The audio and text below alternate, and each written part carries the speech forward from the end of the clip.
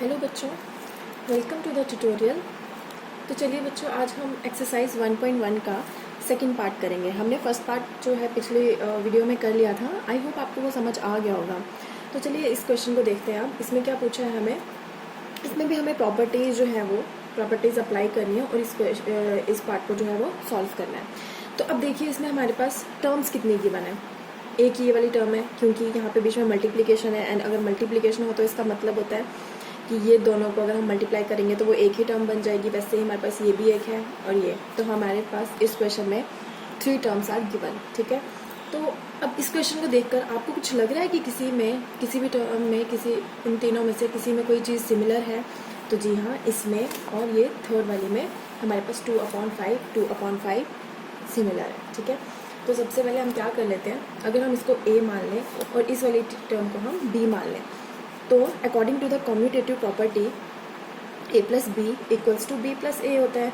तो इस प्रॉपर्टी के अकॉर्डिंग हम b वाली टर्म को इस प्लेस पे लेके आ सकते हैं और a वाली टर्म को इस प्लेस पे लेके आ सकते हैं। तो चलिए ऐसा हम कर लेते हैं।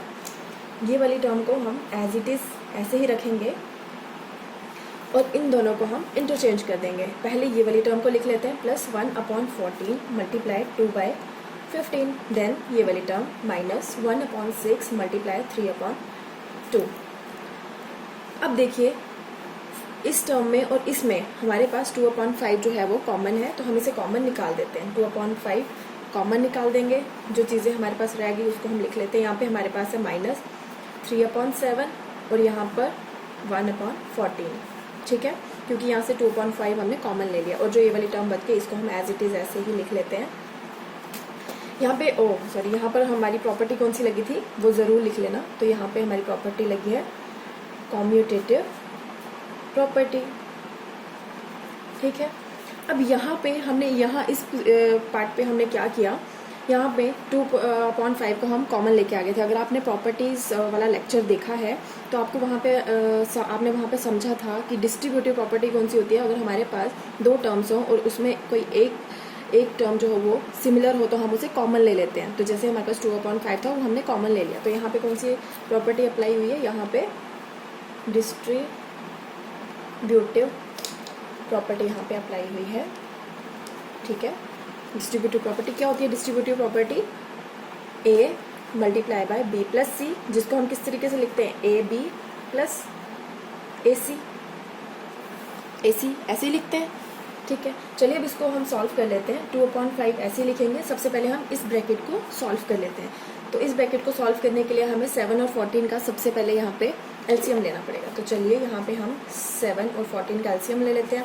तो इसको 7 के साथ कर लेते हैं डायरेक्ट। 7 1 = 7 एंड 7 2 = 14, 2 तो 7 2 = 14। दैट मीन्स हमारे पास यहाँ पे एलसीएम क्या आ गया, 14 यहाँ पे एलसीएम आ गया। नाउ अब हमें यहाँ पे नेक्स्ट स्टेप में क्या करना है, यहाँ पे 7 है, इसको 14 बनाने के लिए हमें इसको 2 के साथ मल्टीप्लाई करना पड़ेगा। 7 2 = 14। तो अगर यहाँ पे 2 के साथ मल्टीप्लाई किया है तो इसके न्यूमरेटर में भी 2 के साथ मल्टीप्लाई करेंगे। तो यहाँ पे हमारे पास क्या हुआ, -2 × 3 इट इज़ -6। अगेन इसको भी हमें 14 ही बनाना है, लेकिन ऑलरेडी 14 है, तो 14 1 = 14, तो 1 1 = 1 ही होता है। -1/6 × 3/2। ठीक है, चलिए 2/5 इनको सॉल्व करते हैं। -6 प्लस माइनस होता है, तो -6 जो है वो बड़ा है, तो यहाँ पे -5/14 आ जाएगा। माइनस ये वाली टर्म ऐसे ही 3/2।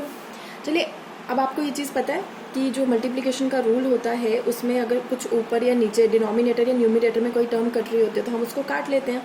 5 को 5 के साथ कट सकते हैं। 2 1 = 2, 7 = 14। और यहाँ पे भी देखते हैं, 3 1 = 3, 2 = तो चलिए यहाँ पे क्या आ गया, यहाँ पे माइनस है तो माइनस × 1 -1/7। यहाँ पे क्या आ गया, 1 1 = 1, 2 2 = 4। अब यहाँ पे भी हमें इसे सॉल्व करना है, तो सबसे पहले 7 और 4 को हम यहाँ पे एलसीएम कर लेंगे। तो 2 के साथ कर लेते हैं पहले। 2 2 = 4, देन 7 2 1 = एंड 7 1 = ओके। तो 7 2 = 14, 14 2 = 28। तो इसका एलसीएम हमारे पास आ जाएगा 28। अब 7 को हमें 28 बनाना है। इस 7 को हमें 28 के इक्वल्स बनाना है। तो हमें यहाँ पे क्या करना पड़ेगा, इसको 7 4 = 28 होता है। 4 के साथ मल्टीप्लाई करना पड़ेगा। अगर यहाँ 4 के साथ मल्टीप्लाई किया तो यहाँ पे भी करना पड़ेगा। तो यहाँ पे हमारे पास क्या टर्म आ गई, -4, 1 इंटू 4 -4। यहाँ पे 4 है, यहाँ पे भी 28 बनाना है, तो 4 को किसके साथ मल्टीप्लाई करेंगे, 28 आएगा। 4 7 अगर डिनोमिनेटर में हमने 7 के साथ मल्टीप्लाई किया तो इसके न्यूमिनेटर में भी 7 के साथ मल्टीप्लाई करना पड़ेगा। तो चलिए 1 7 7 और बीच में यहाँ पे माइनस है तो माइनस। अब इसको सॉल्व कर लेते हैं। माइनस माइनस प्लस होता है, साइन माइनस का आता है। 7 + 4 it is 11/28. So guys, this will be your answer.